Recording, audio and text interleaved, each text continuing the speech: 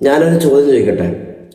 ഒരു മുസ്ലിമായ വ്യക്തി മരിക്കാൻ പോകുന്ന സമയത്ത് അവൻ്റെ ഉള്ളിലുണ്ടാവുന്ന ഏറ്റവും വലിയൊരു ആഗ്രഹം അതെന്തായിരിക്കും എന്ന് അറിയാം?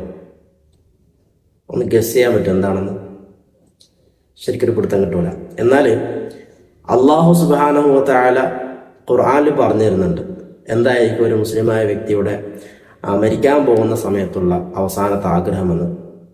അള്ളാഹു പറയാണ്, ഫയഖൂൽ, ആ മരിക്കാൻ പോകുന്ന വ്യക്തി പറയും, റബ്ബി ലൗലാ അഖർതനി ഇലാ അജലിൻ ഖരീബ്, പർശോനെ എനിക്ക് നീ കുറച്ചും കൂടി സമയം തരികയാണെങ്കിൽ ഫഅസ്വദ്ദഖ, ഞാൻ എൻ്റെ സമ്പത്തെല്ലാം എന്ത് ചെയ്തേക്കാം, സ്വതക്ക ചെയ്തേക്കാം, എന്നിട്ട് വാക്കും മിന സ്വാലിഹീൻ, അങ്ങനെ അത് കാരണം ഞാൻ എന്ത് ചെയ്തേക്കാം, സ്വാലിഹീങ്ങളായ ആളുകളുടെ കൂട്ടത്തിൽ ഞാൻ ഉൾപ്പെട്ടേക്കാം.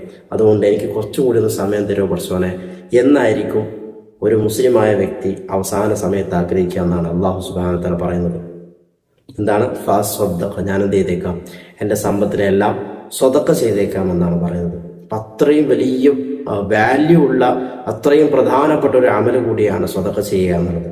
നമ്മുടെ മുമ്പിൽ വലിയൊരു അവസരം കൂടിയാണ്. അല്ലാഹു സുബ്ഹാനഹു വ തആല ഇത്ര വ്യക്തമായിട്ട് മരിക്കാൻ പോകുന്ന ഒരു വ്യക്തിയുടെ അവസാനത്തെ ആഗ്രഹം ഇതായിരിക്കുമെന്ന് നമുക്ക് പറഞ്ഞു തന്നിട്ടും നമ്മൾ ആ ഒരു അമലിനെ ചെയ്യാൻ വേണ്ടി തയ്യാറാവാതെ അലസമായിട്ട് കഴിഞ്ഞു കൂടുകയും അവസാനം മരണപ്പെടുകയും ചെയ്തു കഴിഞ്ഞാൽ നമ്മളെക്കാളും വലിയ നഷ്ടപാളി ആരാണുണ്ടാവുക? അതുകൊണ്ട് തന്നെ സ്വതക്ക ചെയ്യാൻ പറ്റിയ ഏറ്റവും നല്ല മാസമാണ് റമദാൻ മാസം എന്നുള്ളത്. നമ്മുടെ കഴിവിൻ്റെ പരമാവധി സ്വതക്കകൾ ചെയ്യുക. അതിൻ്റെ പ്രതിഫലം 70 ഇരട്ടിയെന്നോ 700 ഇരട്ടിയെന്നോ വ്യത്യാസമില്ല. ഇനിയും ഒരുപാട് ഇരട്ടികളായിട്ട് അല്ലാഹു സുബ്ഹാനഹു വ തആല അതിനെ നമുക്ക് തരാൻ തയ്യാറുള്ളവനാണ്, അതിൻ്റെ നന്മകൾ തരാൻ തയ്യാറുള്ളവനാണ്. അതുകൊണ്ട് തന്നെ ആരും ഈ ഒരു അവസരം മിസ് ചെയ്യരുത് എന്നും പ്രത്യേകം ഓർത്തുകയാണ്. അള്ളാഹു മനസ്സിലാക്കാനും അമൽ ചെയ്യാനും തൗഫീഖ് തരട്ടെ. ആമീൻ. അസ്സലാമു അലൈക്കും വറഹ്മത്തുള്ളാഹി വബറകാതുഹു.